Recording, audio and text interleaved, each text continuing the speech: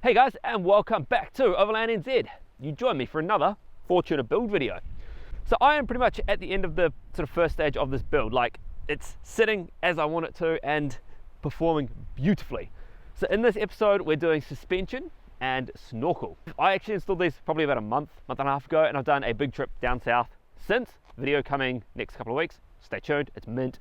And I've been absolutely pumped with how it's performed. Like, these drive fairly well out of the factory, but once I got all the weight and stuff on it, it kind of didn't drive that great, I'll be honest. It was wallowy, the rear shock suspension didn't cope with the weight, like it was on the bump stops all the time, and basically I wasn't happy with it. And I knew this from the beginning.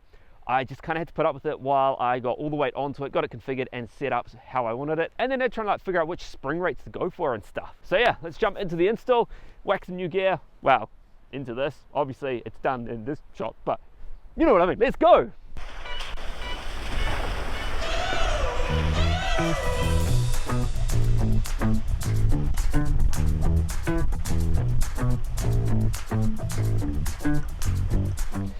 Alrighty, so before I install these springs and shocks and things, I want to basically get some measurements of how high the vehicle is currently sitting. I'm assuming it's quite a bit lower than the factory. Like, looking at the back of it, it is quite compressed, but yeah, so I want to see basically, am I going to get my 40 mils? I assume it'll be a little bit over to start with. And all I'm really interested in here is the difference between where it's sitting now and what it will be sitting at. Like, you know, the overall height, not too stressed.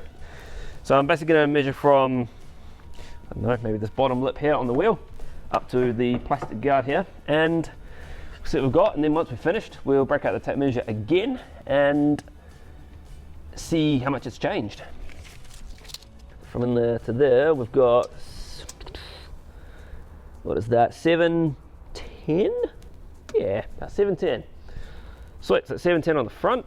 So on the back, we've got, same place again, up to 7, what is that, probably 715? Somewhere around there. So that's going to be interesting to see. I'm hoping that this back comes up a bit more as it's sunk down heaps with all of the weight that I've got in the back, which is, whoa! Just with all the weight that I've got on the vehicle now, it has compressed quite a lot, and that's why I left this suspension throttle end. Like, I wanted to get as much weight into the vehicle and onto the vehicle as possible, and then spec out the springs based on that. So for the Fortuner, I've gone with an EFS kit once again. I've run them on a couple of vehicles now and never really had a problem. They've always performed fairly well, and I've been, you know, more than happy with them. Like the highlights, I oversprung the back just a little bit, but everything else about that was perfect. So I thought, pick the EFS again. And they've just sort of relaunched for this vehicle too. So there's a bunch of different spring rates of the back now, which is quite important to me. The original one was a 300 kg, and that's probably a little bit more than I need. So I've got a 0 to 60 for the front, as I've got no extra weight on the front, and I've got a 200 kg constant for the rear. That was probably the hardest one to decide. Like, depending on what I'm doing with the vehicle on the day, yeah, some days I got more weight in it, some days I got less. So I tried to pick kind of the in between. I could probably carry a little bit less than that daily and a bit more than that when I'm out on a trip. And yeah, while we're here, you might have noticed I'm in a workshop today. I want to give a massive shout out to Ash at Works for letting me come in and use the hoist and give me a hand with all this stuff. Like, doing this on the driveway is never that fun. Having access to a hoist is just incredible. So yeah, huge shout out to Ash and Works for letting me use this place today. Anyway, it's enough talking. Let's get on with it. I'm excited to see how this looks once it's done.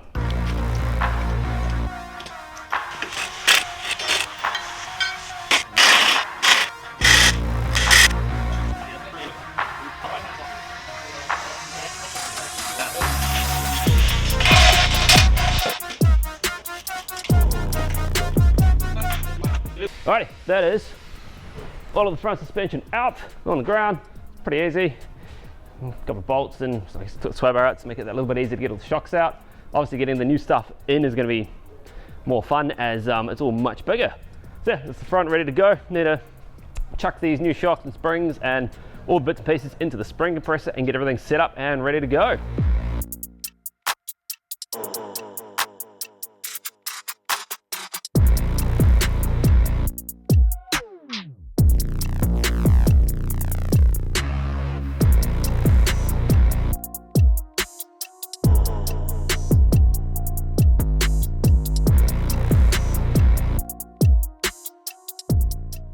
Alrighty, Alrighty, it is the next day. I didn't end up filming quite as much as I planned yesterday, as I was trying to get this done, and the front took me way longer than I expected.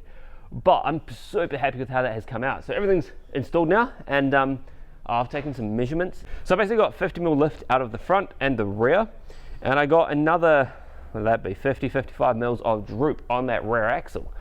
So it actually sits like sort of below the sill lines now, which is kind of cool, and hopefully makes it that little bit better off-road. So I thought I'd just zip around and give you a real quick kind of look at what I've done, and I've got a drive shaft spacer to go in too. Seems to be hit and miss as to whether or not you need them, but I noticed sitting in the traffic last night that just beyond takeoff, it is a little bit, it's the word I want, it's a bit of a shudder there, so I'm going to chuck that in. Bought it, might as well. Just lowers that prop shaft just a tiny bit, which apparently on the Fortuner is quite important because it's got quite a short wheelbase. So up in the front here, we've got the EFS XTR Extremes, which are 45mm bore with a 0 to 60 spring. So that's all up in there and looking nice and tidy.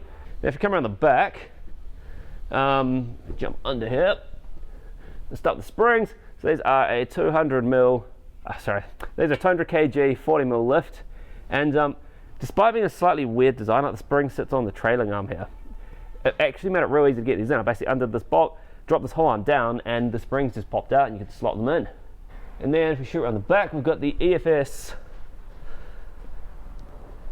what are these ones? The EFS XTRs, which are, well, the EFS XTR, which is 40mm.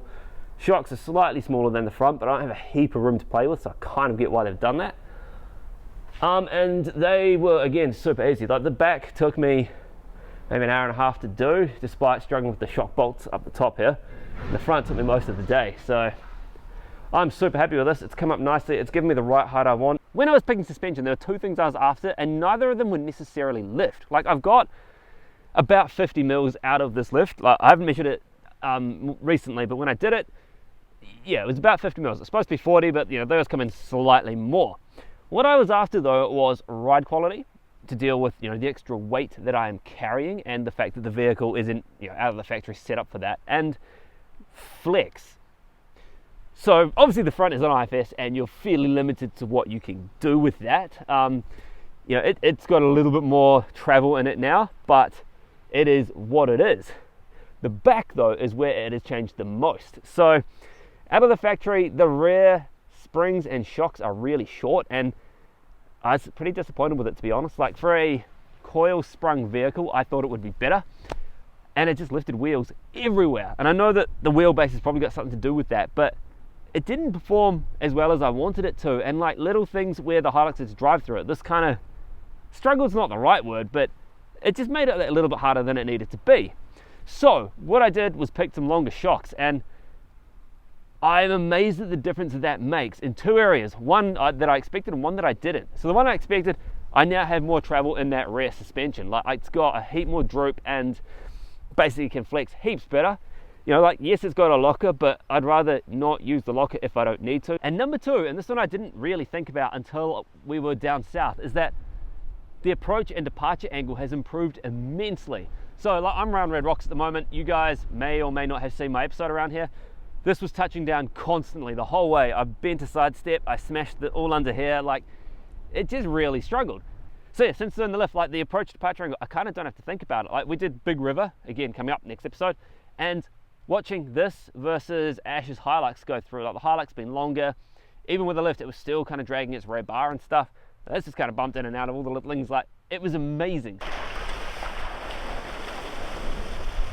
So I was originally going to put a stainless steel snorkel on this, and I changed my mind kind of at the last minute, if I'm honest, as I don't actually think the stainless steel snorkels suit this vehicle all that well.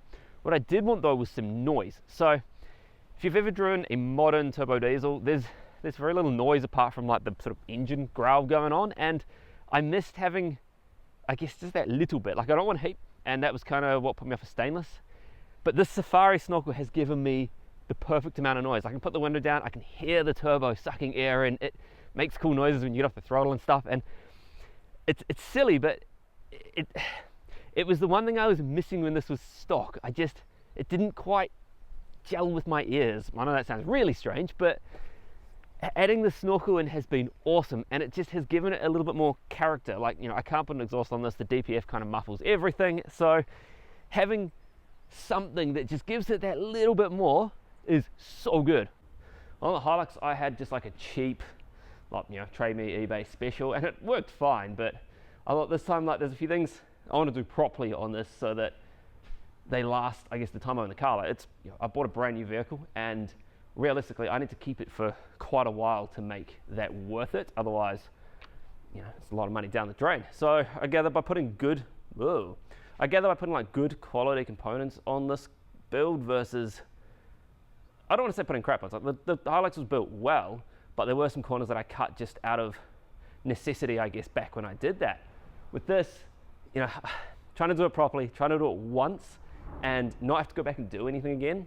So yeah, you know, request Ash's help here, because one of the jobs I really don't want to do is cut into my car. Like, I've done snorkels before, they were okay, but I've never been happy with the results. So I gathered it's worth getting somebody who knows what they're doing to do this for me, so they should give me a hand with at least the cutting of the hole so that everything lines up nicely and I don't regret, you know, chopping a big hole in the car and then having to basically elongate the holes or anything like that I've done in the past.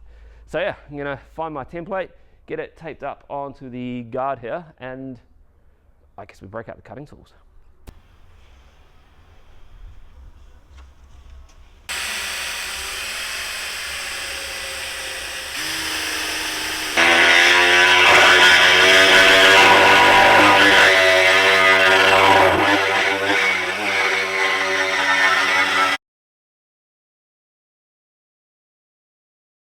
Alright, it's a couple of hours later, holes are all drilled, everything's kind of ready to go to chuck the snorkel on. I'm going to make one more cut on the airbox just to get rid of the little spinny dude that it's got on it.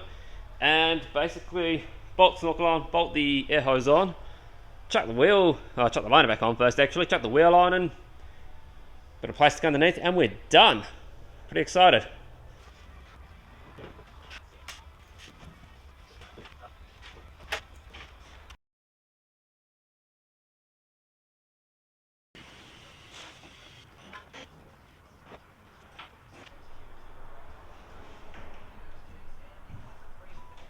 So I'm pretty stoked with how that's come out. Like, it's always a compromise between like daily drivability and having it ride nice enough when it's empty, and then not getting too like saggy when you do load it up. Yeah, the rear is still probably a little bit jittery, for lack of a better word, when it's empty, but I knew that was going to happen, and it's no worse than it was when it was stock. Actually, it's much better. The shocks seem to cope better with the setup of the guy. I don't know, whatever it is. The stock stuff's rubbish.